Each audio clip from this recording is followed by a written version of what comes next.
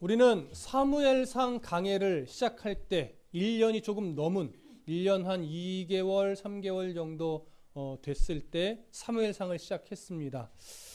그때 우리가 무슨 말씀드렸냐면 사무엘서는 본래 한 권이다라고 말씀드렸어요. 사무엘상과 하로 나누어지는 것이 아니라 사무엘서로 한 권이었다라고 말씀을 드렸죠. 그런데 히브리어로 된 성경을 헬라어로 번역한 책이 뭐냐면 70인역이라고 하는 성경인데 히브리어로 헬라어로 번역하다 보니까 이 글자 수가 훨씬 많이 늘어난 거예요. 그러다 보니까 사무엘서 분량이 너무 두꺼워졌죠. 그래서 70인역에서부터 사무엘서를 상과 하로 나누기 시작했습니다. 그런 차원에서 나눠진 거기 때문에 사실 우리가 사무엘하라는 이름으로 새롭게 시작을 하지만 사실 사무엘상과 하는 동일하게 이어가는 것이니까 따로 서론을 할 필요가 없는 것이죠. 그래서 우리는 사무엘상의 마지막 장, 그러니까 사무엘상 31장의 내용을 더듬고 그냥 이어서 오늘 본문으로 들어갈 것입니다. 그렇게 생각하시면 되겠습니다. 자, 다윗은 앞에서 어떤 상황에 놓였었냐면 블레셋으로 망명한 뒤에 그 블레셋이 이스라엘과 전쟁을 하기로 결정하고 나서 다윗 너도 네 군대들을 데리고 나와서 싸워라 이렇게 된 것이죠. 그래서 자칫 잘못하면 동족에게 칼을 들고 창을 던져야 하는 이런 말도 안 되는 상황에서 벌어졌지만 그 기가 막힐 웅덩이에서 하나님이 피할 길을 내주셨는데 어떻게 내어주신 거예요? 블레셋의 다른 방백들에게 미움을 사고 걱정거리가 되게 해서 오히려 너는 전쟁에 참여하지 말고 그냥 네가 있었던 시글락으로 돌아가 이런 상황이 벌어진 거죠. 그래서 다윗은 겉으로는 드러내지 못했지만 속으로 하나님 감사하면서 이 전쟁에서 빠져 시글락으로 되돌아온 겁니다. 근데 시글락으로 돌아왔을 때 큰 사건의 현장이 눈앞에 펼쳐졌죠.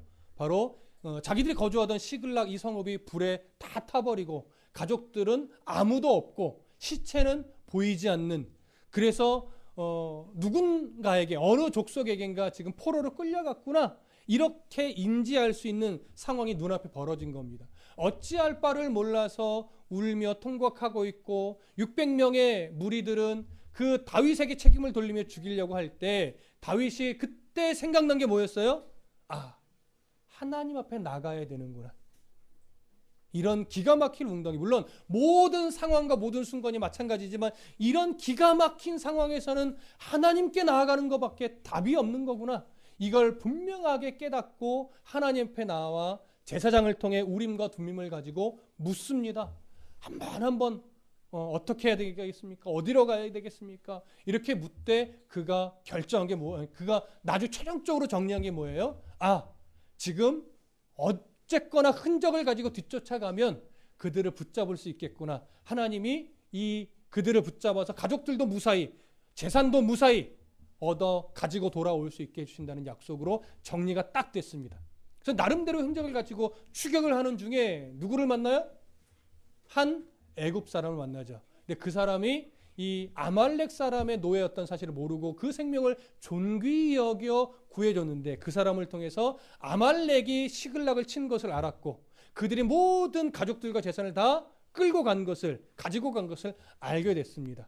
그리고 어디에 있을지까지도 확인하고 나서 하나님이 주신 지혜를 가지고 뒤쫓아가서 그들을 다 죽이고 수없이 많은 이 아말렉 군사들을 다 죽이고 가족들도 한 명도 남김없이 무사히, 재산도 그대로, 거기다가 전리품까지 더 얻어서 그렇게 돌아올 수 있었습니다.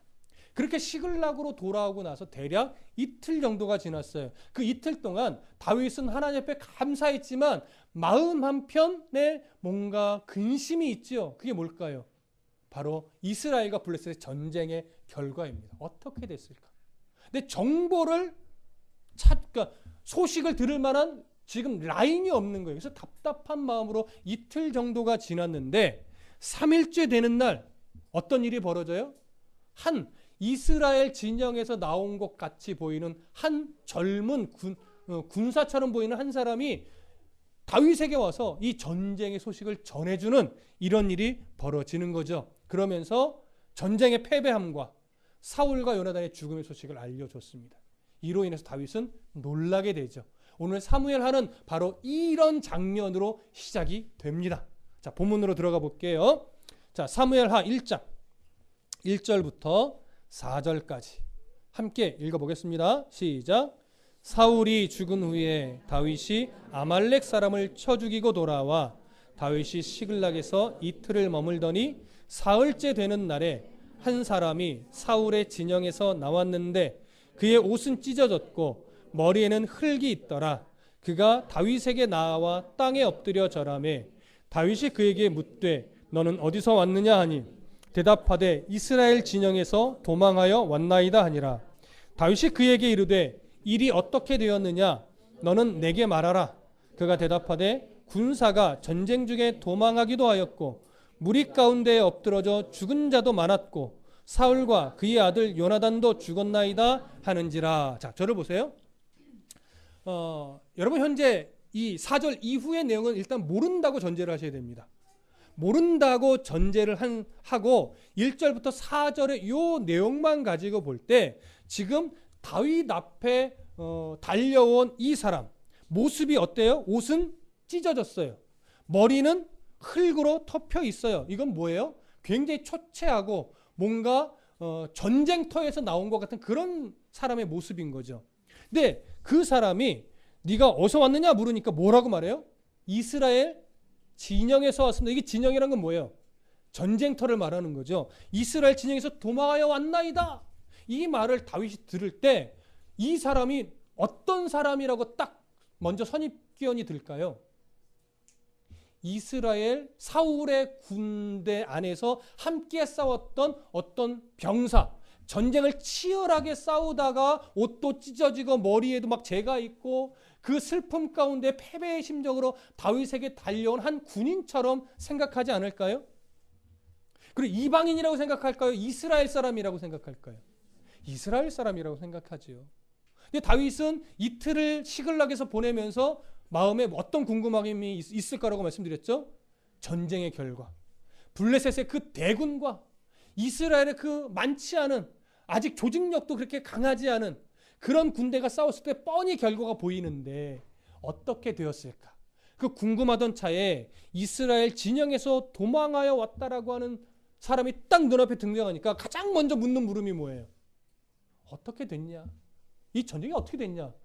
너무나 궁금하던 차에 이 사람이 오니까 그 즉시로 반응이 나오는 겁니다. 어떻게 됐냐? 근데 이 사람 입에서 나오는 내용은 뭐예요?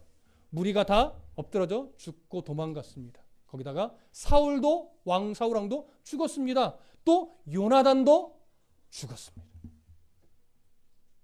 다윗의 마음이 기뻤을까요? 너무나 놀랐을까요? 놀라죠. 안타까워 놀라죠. 믿을 수가 없습니다. 그 믿을 수가 없는 그 상황에서 인정할 수가 없어서, 아니 인정하고 싶지 않아서 다시 묻는 거예요. 네가 어떻게 알았느냐? 사울 왕이 죽고 요나단이 죽었다는 사실을 네가 어떻게 알았느냐? 확인하고 싶은 거죠, 정확하게. 자, 그 다음 구절을 보시죠. 5절부터 10절입니다. 시작. 다윗이 자기에게 알리는 청년에게 묻되 사울과 그의 아들 요나단이 죽은 줄을 네가 어떻게 아느냐? 그에게 알리는 청년이 이르되 내가 우연히 길보아 산에 올라가 보니 사울이 자기 창에 기대고 병거와 기병은 그를 급히 따르는데 사울이 뒤를 돌아보고 나를 보고 부르시기로 내가 대답하되 내가 여기 있나이다 한즉 내게 이르되 너는 누구냐 하시기로 내가 그에게 대답하되 나는 아말렉 사람이니이다 한즉 또 내게 이르시되 내 목숨이 아직 내게 완전히 있으므로 내가 고통 중에 있나니 청하건대 너는 내 곁에 서서 나를 죽이라 하시기로 그가 엎드러진 후에는 살 수 없는 줄을 내가 알고 그의 곁에 서서 죽이고 그의 머리에 있는 왕관과 팔에 있는 고리를 벗겨서 내 주께로 가져왔나이다 하니라. 자, 다윗이 이 사람에게 사울과 요나단이 죽은 것을 어떻게 아느냐고 묻자 다윗에게 사울과 요나단의 죽음에 대해서 아주 자세하게 지금 설명을 합니다. 다시 한번 제가 설명을 드리면 내가 우연히 길보아 산에 올라가서 보니까 사울이 자기 창에 어떻게 있대요? 기대어 있대요. 근데 이게 중상을 입은 채로 기대어 있다는 얘기예요. 기대어 있는데 그 뒤편을 보니까 블레셋의 병거와 기병이 사울을 급하게 추격하고 있었대요. 이 급하게 추격하는 건 뭐냐면 거의 뒤따라잡을 만큼 가까이 와서 사울을 잡아 죽이려고 근처까지 왔다는 얘기예요. 이 눈에 보일 정도로. 자, 그때에 사울이 뒤를 돌아서 나를 보고 불렀다. 그래서 내가 여기 있습니다라고 대답하니까 이 사울이 뭐라고 부탁을 했냐면 너는 누구냐? 이렇게 사울이 물으니까 저는 아말렉 사람입니다. 이렇게 대답을 했다는 거예요. 그랬더니 그 사울이 그 아말렉 사람에게 뭐라고 말하냐면 내 목숨이 아직 여기 완전히 죽지 않고 있는데 내가 지금 위험하다. 내가 쓰러지면 죽을 것 같다. 그러니까 네가 나를 좀 죽여줘라. 이렇게 요청을 했다는 거죠. 근데 아말렉 사람의 그 말을 듣고 사울을 보니까 정말 조금 있다가 쓰러지면 죽을 것 같이 여겨져서 내가 사울을 그 요구대로 죽이고 머리에 있는 왕관과 팔에 있는 팔찌를 벗겨서 다윗에게 알려주기 위해 그 길보아에서부터 시글락까지 달려왔다라고 하는 거예요.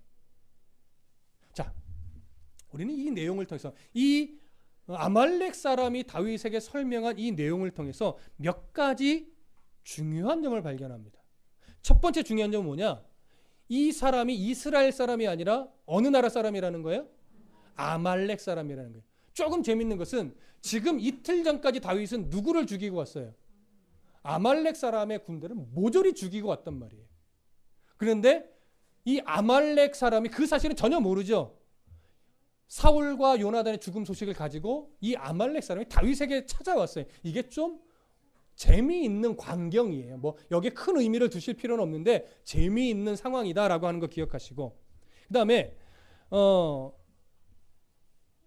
몇 절인가요? 6절에 보면 이 사람이 이렇게 말해요. 내가 우연히 길보아산에 올라갔대요. 여러분, 우연이라는 이 표현을 통해서 뭐가 느껴지십니까? 이 사람이 군인일까요? 군인이 아닐까요? 군인이라면 우연히 올라갈 수가 없겠죠. 자기도 모르게 내가 우연히 길보아산에 올라갔다라고 표현한 것으로 봐 이 사람은 군인이 아닐 수도 있다라고 하는 분위기를 지금 풍기고 있는 거예요.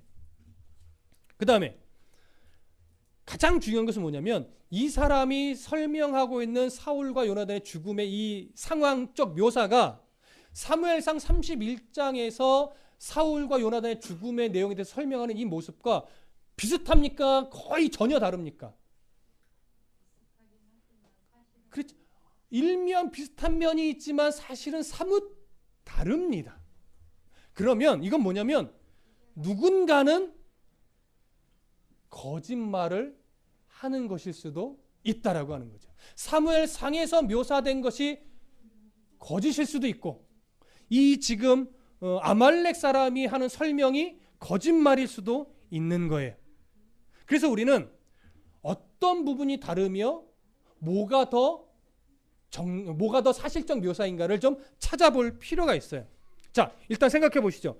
사무엘상 마지막 장에서는 사울과 요나단의 죽음을 뭐라고 설명하냐면 사울 왕은 활에 맞아서 중상을 입은 채로 도망가다가 자신의 무기든 이 부관에게 뭐라고 했냐면 내가 이방인의 손에 죽는 것이 너무 수치스럽다. 그러니까 네가 나를 죽여줘라. 그럴 때 이 부관이 감히 기름 부음 받은 자를 죽일 수 없고 왕을 자기 손으로 죽일 수가 없으니까 머뭇머뭇거리며 죽이지 못합니다. 그럴 때 사울 왕이 어떻게 했어요? 자기 칼을 세워놓고 거기에 스스로 엎드러져서 자살했습니다. 그 왕이 죽은 모습을 보고 부관도 책임을 통감하며 자기도 거기에 똑같이 엎드러져서 죽었죠. 그러니까 죽었다라고 하는 사실, 전쟁 중에 죽었다라고 하는 사실은 똑같지만 사실 죽음의 묘사는 전혀 다른 거예요.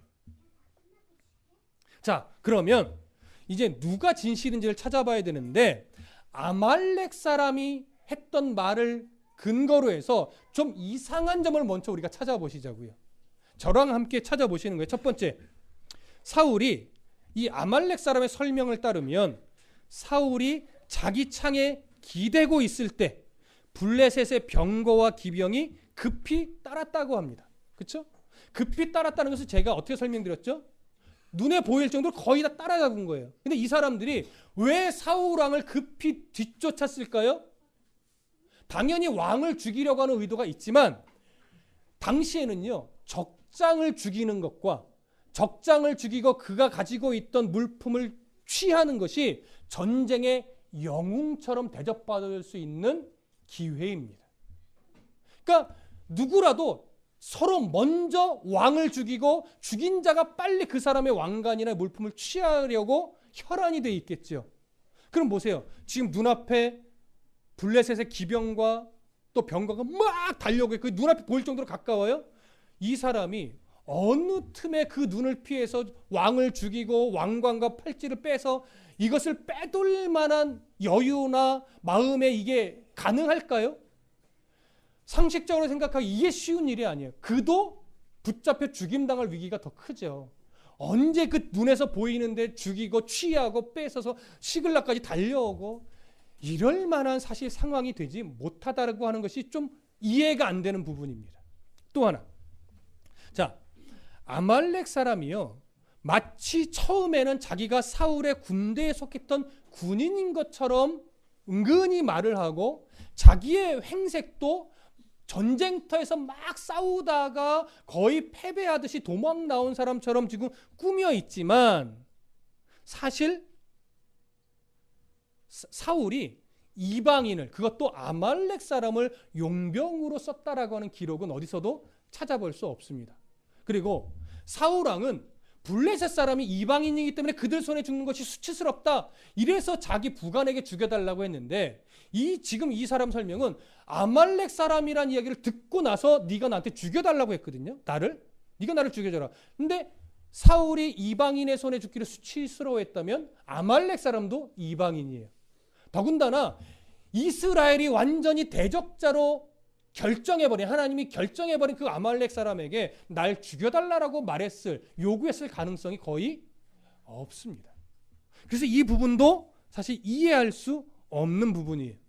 또 하나 우리가 잘 놓칠 수 있는 부분인데 몇 절을 보시냐면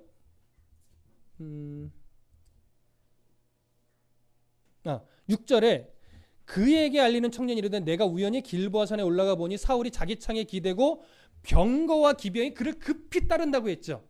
자, 길보아는요 지형이 어떠냐면 해발 500m 정도 되는 산입니다. 산.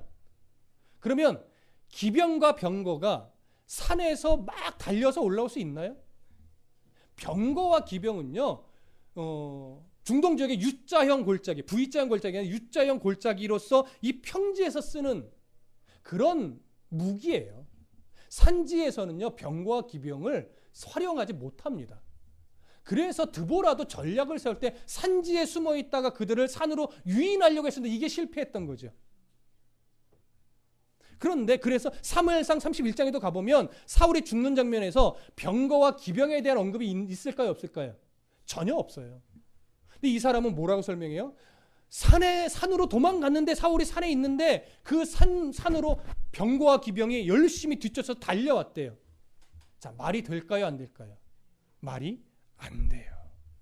자, 이런 내용들을 종합해 볼 때 이 아말렉 사람은 진실을 말하는 것으로 보입니까? 거짓을 말하는 것으로 보이십니까? 거짓을 말하는다고 우리가 볼 수 있습니다. 자, 그러면 이 사람이 뭔가 이유가 있고 의도가 있어서 거짓말을 한 거겠죠. 우선 왜 이런 거짓말을 했을까를 좀 정리하기 전에 이 사람이 다윗에게 증거물로 가져온 사울 왕관과 사울 왕의 팔찌는 진품일까요? 가품일까요? 가품일까요? 다윗이 못 알아볼까요? 그리고 어느 사이에 그 가품을 만들었을까요?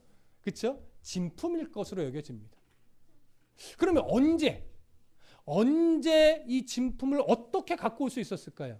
사무엘상 31장에 보면 어떻게 표현됐냐면 전쟁이 끝난 다음 날 이 블레셋 사람들이 전리품을 그러니까 이 사람들을 벗기려고 표현되어 있죠. 그게 뭐라고 말씀드렸어요? 전리품을 거두려고라는 의미라고 설명드렸어요. 그러니까 다음 날 전리품을 일찍 거두러 나갔는데 이 사람은 그들이 나오기 전에 우연히 간 거죠.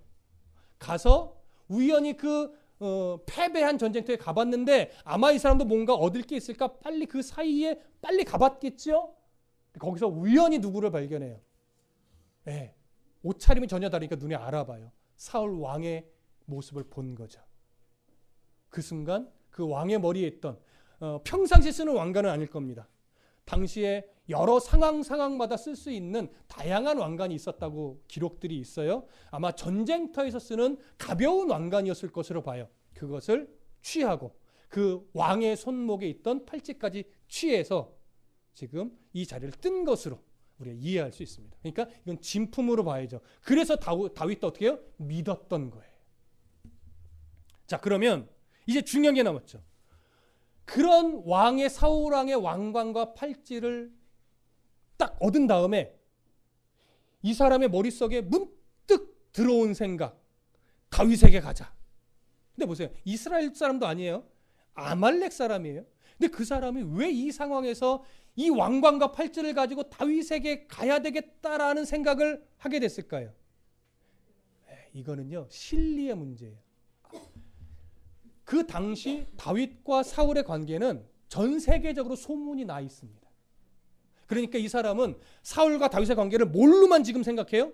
정치적인 이해관계로만 생각해요. 그래서 내가 사울 왕의 죽음 소식을 알려주고 왕관과 팔찌를 증거 삼고 내가 죽였습니다라고 말하면 그 다윗의 입장에서 대적자를 죽여준 거니까 포상도 해주고 어쩌면 그가 나중에 이스라엘의 왕이 됐을 때 자기의 공로를 인정받아서 한 자리 할 수 있지 않을까? 출세의 기회로 발판이 될 수 있지 않을까? 이런 생각으로 스쳐 지나가는 이 생각을 붙잡고 기대감에 부풀어서 어떻게 해요? 신속하게 다윗에게 달려와서 이 소식을 전한 것으로 우리가 이해할 수 있는 거예요.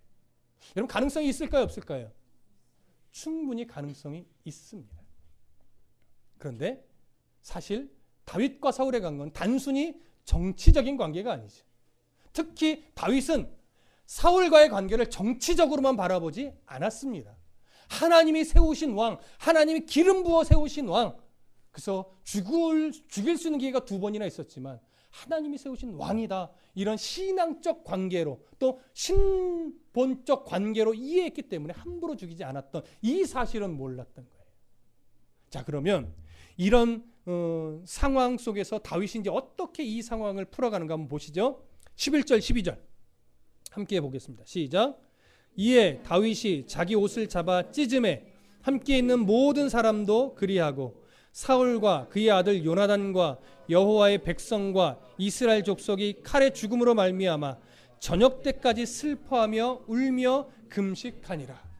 다윗과 모든 그 무리들은 이 상황을 놓고 슬퍼하며 금식하며 울었습니다. 밤새도록. 자, 이 아말렉 사람이 기대했던 상황과 같을까요? 다를까요? 다르죠. 그는 뭐라고 생각하고 왔을까요? 이 소식을 알려주면 축제 분위기가 될 거야 라고 생각했는데 막상 와서 소식을 전하니까 펑펑펑 우는데 그 정도가 아니라 모두가 다 옷을 찢고 금식하며 밤새도록 울었어요. 야, 이게 이 순간 아마 이 사람은 이게 뭐지? 이게 어떻게 돌아가는 거지? 아마 머릿속으로 무지하게 혼란스러웠을 겁니다.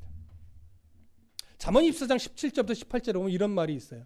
네 원수가 넘어질 때 즐거워하지 말며 그가 엎드러질 때의 마음이 기뻐하지 말라. 여호와께서 이것을 보시고 기뻐하지 아니하사 그의 진노를 그에게서 옮기실까 두려우니라.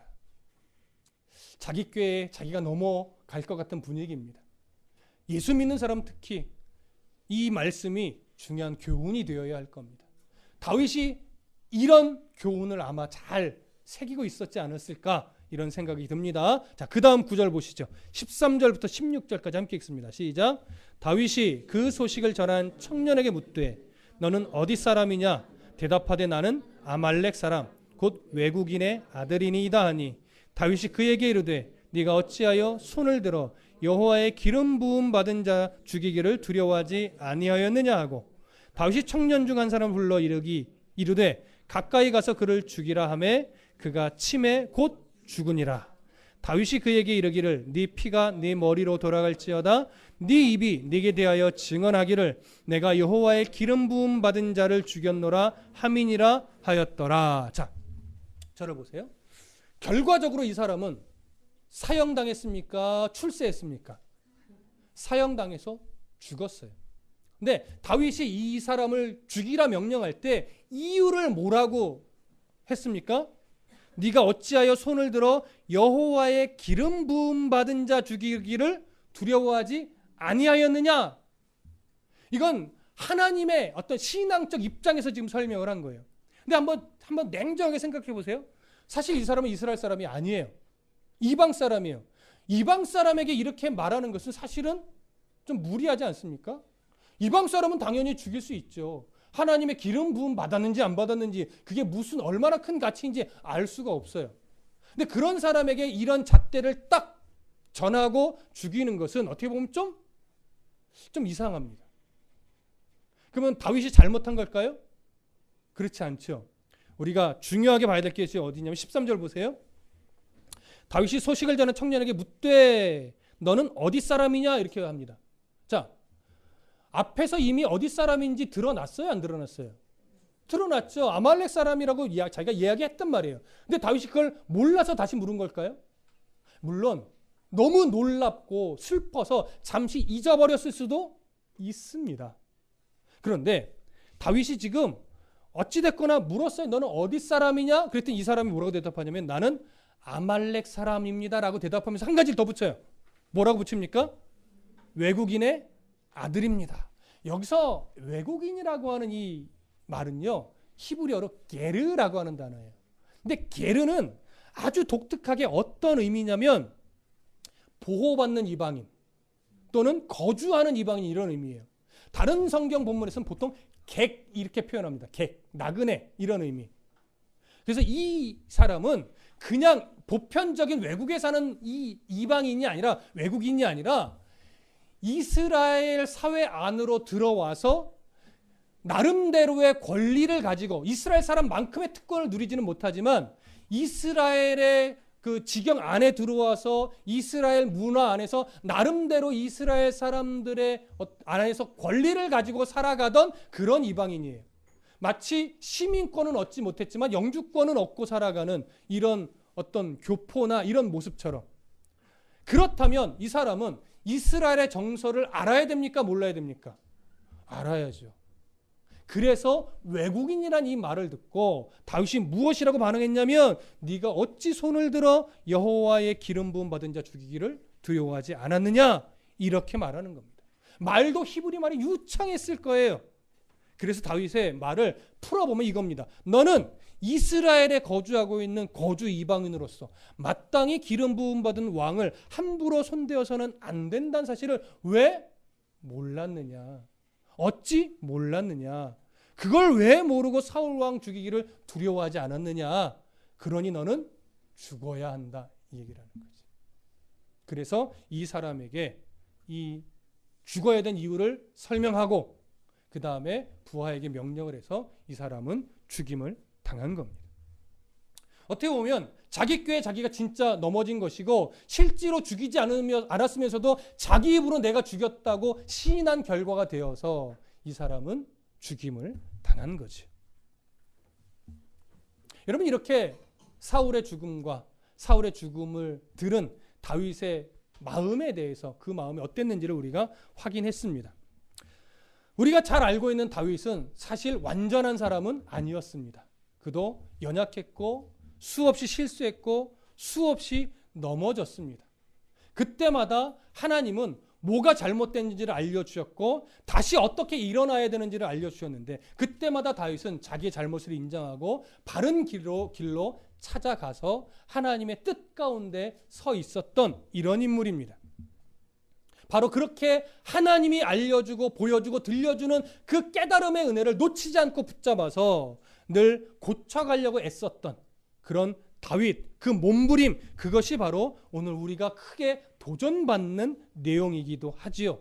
그러면서 하나님이 세우신 왕을 사람이 심판해서는 안 된다라고 하는 교훈까지도 우리에게 주는데 자칫 이것을 이렇게 이용하면 안 됩니다.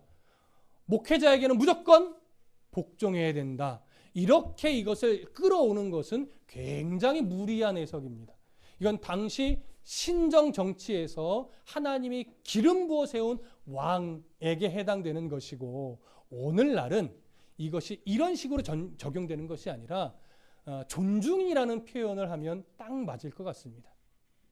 그러나 아무리 목회자가 목회자를 존중해주고 그의 말을 하나님의 말씀으로 받는다 할지라도 그것이 하나님의 말씀을 전하지 않고 하나님의 뜻과 어그러지고 교회를 교회되지 않게 이끌어간다면 그것은 하나님께 간구하고 또 이것이 하나님께 다르지 않냐고 또 물을 수 있어야 되고 또 그러지 않을 때 하나님 주신 마음을 따라서 뭐 어떻게 반응해야 될까는 그 이후에 우리가 더 건강한 모습으로 확인을 해야 되겠죠. 그렇다고 해서 이것을 목회자를 대적하며 하나님께 벌을 받아 이런 식으로 끌고 가서는 절대 안 된다는 것 여러분 좀 기억해 주십시오. 자, 우리가 알아야 되는 것, 온전하게 순종해야 될 대상은 누구밖에 없다? 하나님 한 분밖에 없다. 그리고 우리의 삶은 절대 하나님의 말씀보다 앞서가지 않기 위해 몸부림치는 태도가 중요하다.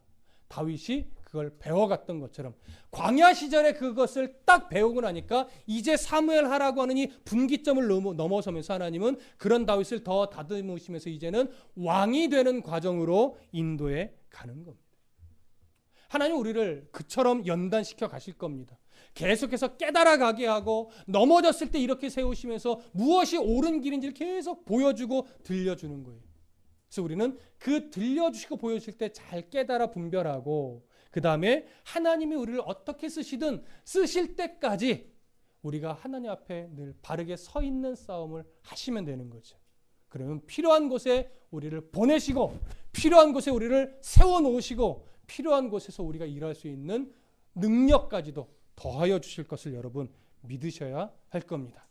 그렇게 계속해서 훈련되어짐으로 말미암아 다윗이 하나님 손에 붙들려 쓰임받은 것처럼 이 자리에 있는 우리 아이들도 또 청소년들도 또 청년들도 또 어른들도 각자의 연배와 각자의 상황과 각자의 주신 하나님의 재능을 따라 하나님 앞에 때때마다 아름답게 쓰임받는 은혜가 있기를 간절히 축복합니다.